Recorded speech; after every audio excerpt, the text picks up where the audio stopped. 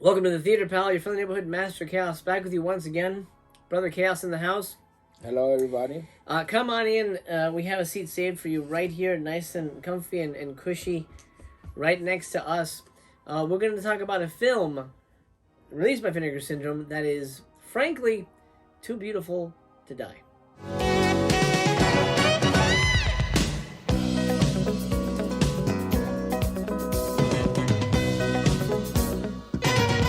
Too Beautiful to Die from 1988 is technically Nothing Underneath too, but they have no connections to each other. I think they were just marketed that way when Too Beautiful to Die came out.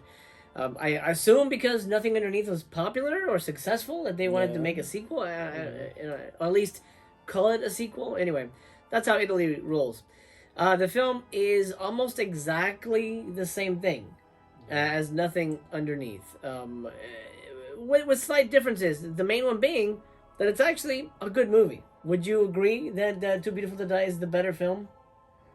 Not really. I would say that they're both the same. They both have a little bit of high points, but mostly boring. Wow. See, I would say I think Too Beautiful to Die is an excellent film. 10 times better than Nothing Underneath. Number one, the director's better.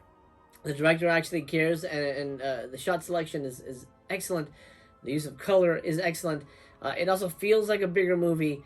I'm not really going to get into discussion of of who has the better bunch of girls because they're all sort of interchangeable. Yeah. But the main difference here, compared to Nothing Underneath, is Too Beautiful to Die has real energy. It has a real synergy of ideas and intent, and there's a narrative drive that not only is organic, and nothing feels artificial and contrived, but it keeps moving. It's always engaging. It always keeps you at least involved in the story. You never feel like you're pushed aside, which is something that Nothing Underneath did.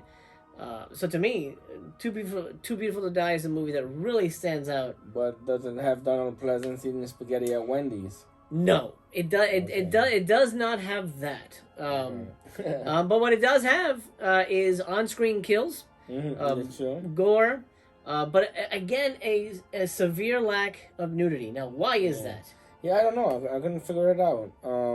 It's very strange. I mean, yeah. So are we gonna talk about the elephant in the room, that crazy music video scene that is like takes place in almost every other scene in the movie? We should address that. The worst part about the movie is not just the music video stuff, but all the fashion model stuff. Oh, yeah. So we get like 2 scenes of plot, and then we cut to a fashion shoot. And then with 2 scenes of plot, then they're shooting this weird post-apocalyptic music video thing. Yeah. It is very much just beautiful padding. That's all it is. It's not necessary to the plot at all.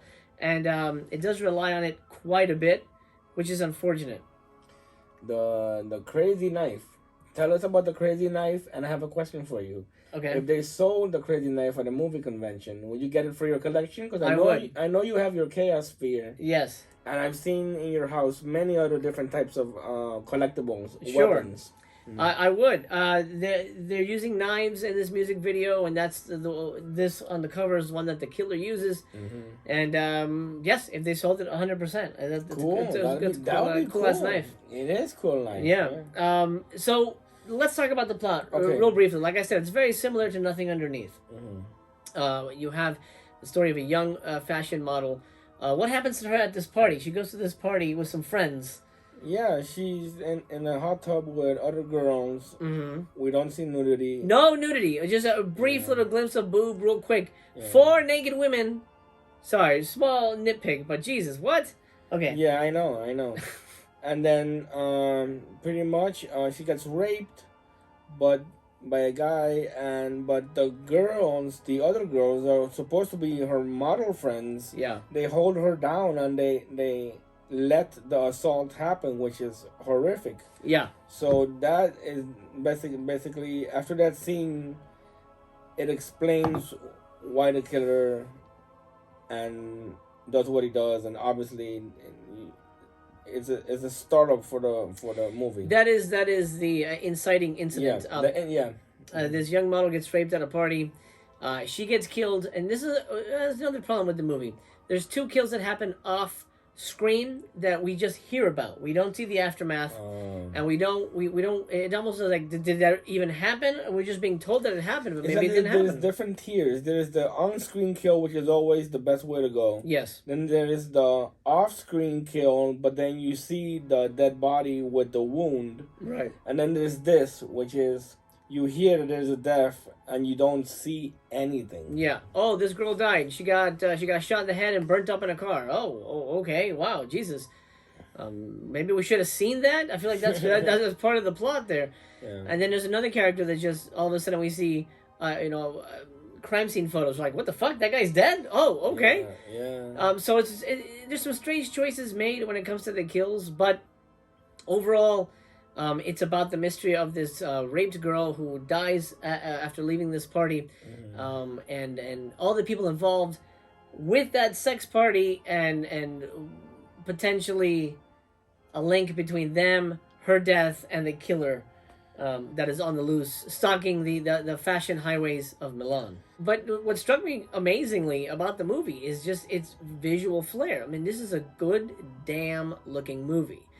Not only, like I said, shot selection wise from the director, but just the colors, the way the camera moves, the love and attention that is paid when it comes to framing a shot. This is something as a director that I noticed. Oh, that director really wanted to highlight this angle. That director moved the camera over here to show this. So there's a lot of technical stuff that really, really makes the movie stand out above the typical giallo melange of the era, in my opinion. No, yes. Visually, it's much more interesting than Nothing Underneath. And that's why it's going to get a really high rating from me. So let's talk about the rating. Let's talk about features first, actually, and then we'll get into our ratings. You get a commentary track with Rachel Nesbitt, and then an interview with the writer-director Dario Piana, and an alternate ending storyboard. That's interesting. And deleted scenes storyboard. Dario Piana did an amazing job. It's a fucking good looking movie. Oh, wrong movie. It's this one. Too Beautiful to Die. I'm going to let you give this one a rating first. Yeah, because both movies are similar. They're both about models and both about them being killed off and stuff like that. Right. Two Coffins also. Two Coffins. Okay. Yeah. I am going to go... I'm going to be real nice. I'm going to be really nice because I was really impressed with this movie, and I really liked the ending in this one as well. Visually, very interesting film. Four stars, actually. It's stars. 4. Wow. I'm gonna go with 4 stars on this one because I just think it's a really solid movie. Will I ever watch it again? No, I don't think. Life's too short to watch this kind of stuff again. It didn't leave that much of an impression on me, but I did enjoy it. And if you bought it, I think you'll probably agree with me that Too Beautiful to Die is the standout film in this 2-pack. Do you think 4 is too high? No, if you like it, you like it. But I will say my last piece of advice is watch it with a friend. Vinegar send your movies, watch him with a pal. Call him up, order a pizza, and watch the movie together. It'll be much more enjoyable if it's a bad movie. And if it's a good movie, even more so. It's even more of a party. Yeah, more of a party, yeah. Absolutely. Okay, that has been Too Beautiful to Die. It's time to close the theater down. Thank you so much for watching. I really appreciate spending time with you. We always enjoy having you here and chatting movies with you. Remember, the conversation continues down below. Leave us a comment on your thoughts. Did you pick up this 2-pack? I'm curious what you guys thought. And if you're new here, do consider subscribing. That means you and I get to hang out again soon, and maybe Brother Chaos will be here and we can all hang out together. Thank you for joining me. No problem. Thank you for inviting me to your program. It's an honor and pleasure, and hopefully we can do it more often. Awesome. He's going to be joining me for a couple of more Master Chaos theaters, so stay tuned for those. All right. And thank you for your time and your eyeballs. I'm going to grab the curtain, pull it across the silver screen here, and bid you adieu. The theater is closed for now. Take care.